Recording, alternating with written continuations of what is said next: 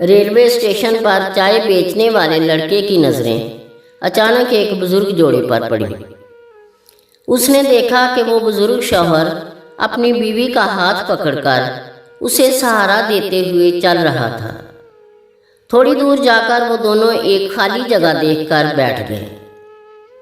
कपड़ों के पहनावे से बुघरी भी लग रहे थे। तभी ट्रेन के आने की अलामत हुई और वो चाय वाला अपने काम में लग गया। शाम में जब वो चाय वाला वापस प्लेटफार्म पर आया तो देखा कि वो बुजुर्ग जोड़ा अब भी उस जगह पर बैठा हुआ है। वो उन्हें देखकर कुछ सोच में पड़ गया।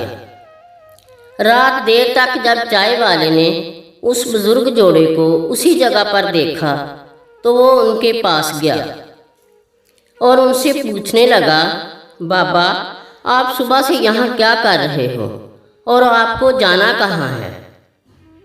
बुजुर्ग शौहर ने अपनी जेब से कागज़ का टुकड़ा निकालकर चाय वाले को दिया और कहा, बेटा हम दोनों में से किसी को भी पढ़ना नहीं आता।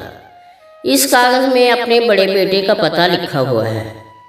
मेरे छोटे बेटे ने कहा था कि अगर भाई आपको ना लेने आए तो किसी को भी ये पता बता देना, वो आपको सही जगह पर पहुंचा देगा।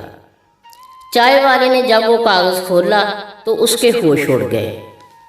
उसकी आंखों से अचानक आंसू बहने लगे क्योंकि उस कागज़ पर लिखा था, बराए मेहरबानी इन दोनों को अपने शहर के किसी ईदी सेंटर में दाखिल करा दीजिए, बहुत बहुत मेहरबानी होगी।